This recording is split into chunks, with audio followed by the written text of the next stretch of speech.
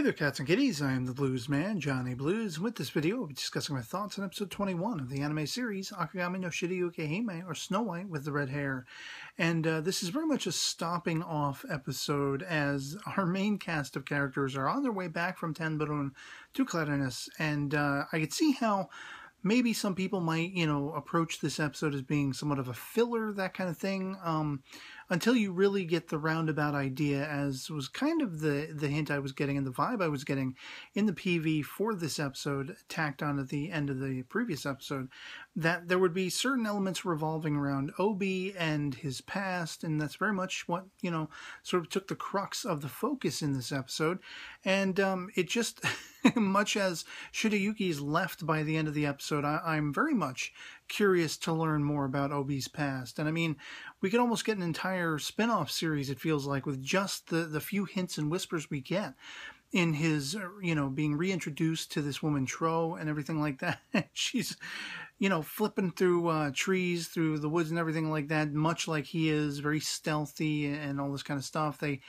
I don't know if they're, just sort of hitmen for hire, assassins, their muscle, or, what exactly, confidence, men and women. I don't know exactly. I think shades of all of those things. And it's just highly intriguing to me. Of course, the sole mission of Tro being to find this kid who is from a wealthy family. He lets his mouth do the walking and the talking for himself and gets himself into trouble. Had some bodyguards he stiffed because he didn't have the money and everything like that. He's on the run. They got to get him back home and all this stuff. And all's well that ends well by the end as far as that scenario goes. Of course, we do see that Tro is very uber confident in her own capabilities to the point of a fault where she almost killed herself.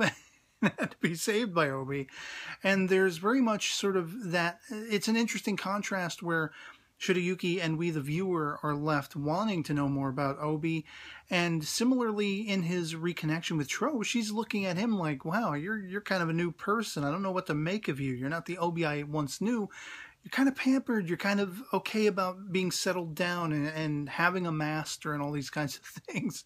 And it's really interesting watching her reactions to Shirayuki bandaging him up toward the end of the episode, the verbal exchange between he and Zen, and that whole idea that here, Obi has found for himself a respectable status, but more so friends and family of a sort. And it's something he's finding much more worth in himself. He was very much willing to risk his life in the past to the point of, being bloodied and retaining these scars all over his chest and abdomen and everything from so many years ago, and just living a wild and somewhat dark life. And so it was really interesting to see that there's, I don't know, maybe I'm just reading into it a little bit, but on Tro's sort of point of view, a little bit of maybe jealousy, a little bit of curiosity, and just, almost kind of like, well, I guess if he's happy, whatever, shrug and that kind of thing. Just a mixture of all of that stuff. And, throughout the course of the episode, apart from that, we had some hilarious dialogue and character interactions from Obi and Zen sharing the bath and talking about Shirayuki and Kiki being in the other side and everything. Shirayuki getting all embarrassed looking at Kiki and everything, like completely red-faced, completely blushed out and everything. And it's just, all those interactions were pretty funny. The challenge between Obi and Mitsuhide about, who is Zen going to side with? It's like trying to win the favor of a puppy, by handing him, here's Alpo, here's dry dog food. Which one are you going to come to? Who's your master, baby? And all this kind of stuff. The posturing there. It's just, it's playful. It's hilarious. Much like Shirayuki, it was heartwarming to see everyone back together because they had been split apart for some time. They hadn't been able to let their hair down like this in some time. And it was awesome for that. And of course, they are really, sort of hitting the nail on the head.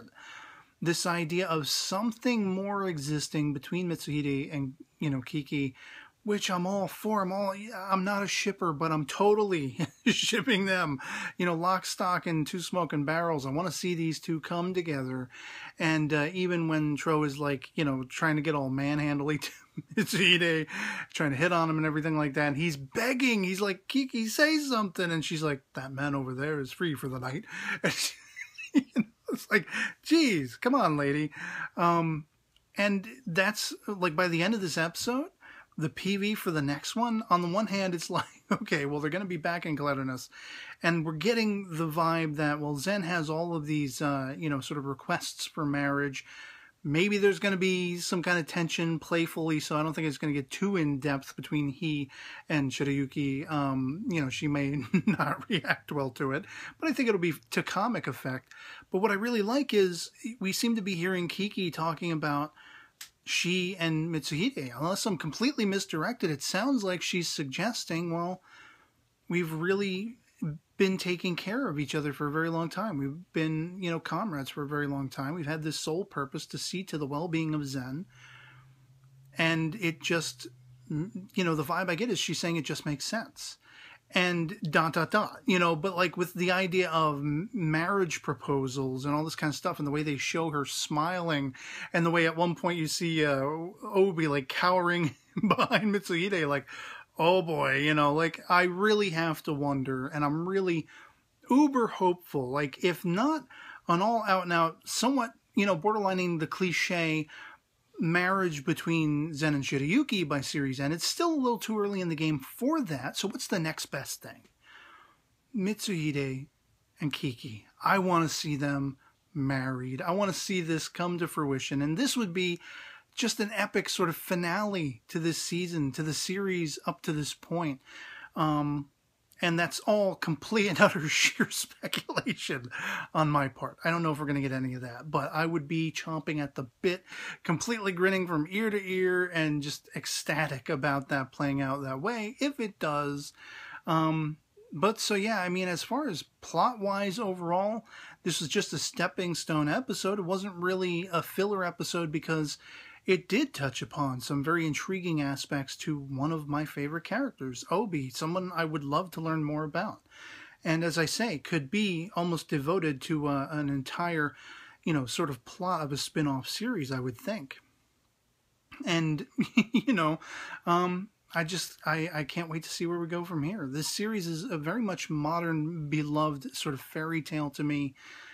But at the same time, as I've banged on and on about all through the course of covering the series episodically all through season 1 and now all through season 2, up until these last episodes, it's just been heartwarming. It's had characters that are worthy of aspiring toward and wanting to be like, in their decision making, in their deliberations of their decisions that have to be made, and being there for each other, and just being willing to go to the nth degree, in their friendship, in being like a family. I mean, the devotion between all of them is something to be almost jealous over, because, it's not something we always readily find in this world. Sometimes it's weird how it works that way. Shirayuki had to leave her entire life behind, and she found something much more wondrous in a group of strangers. And sometimes we find in life that even, as compared to our own family, friends we meet online or something like that would be more devoted, and loyal to us in being there for us and trying to go to the nth degree to make sure we never feel down, or we know we have a shoulder to lean on, and vice versa, if ever need be, that kind of thing.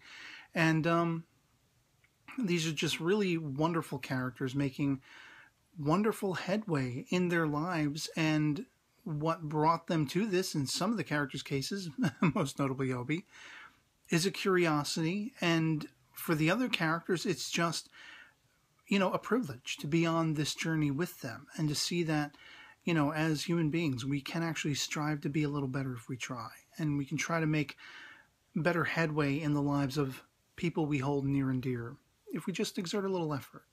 And so yeah, bring on the next one. Love this series. Can't wait to see how we finish it out in the next couple of episodes. I'm really hoping it would just answer, I'm not given to praying, but it would answer a prayer within the format of this series to see Mitsuhide and Kiki coming together. And I got to think, it's going to be all on Kiki's side. She's going to be like, you're going to marry me. We're going to do this. you know, Mitsuhide is just going to be like, okay. You know, because it's something he wants. You can see it's something he wants. He's been thinking about it. I've been thinking about it. We've all been thinking about it. Let's make it happen. So yeah, otherwise it'll be pretty much it for me on this. Hope this video finds you well, and I'll catch you all later. Peace.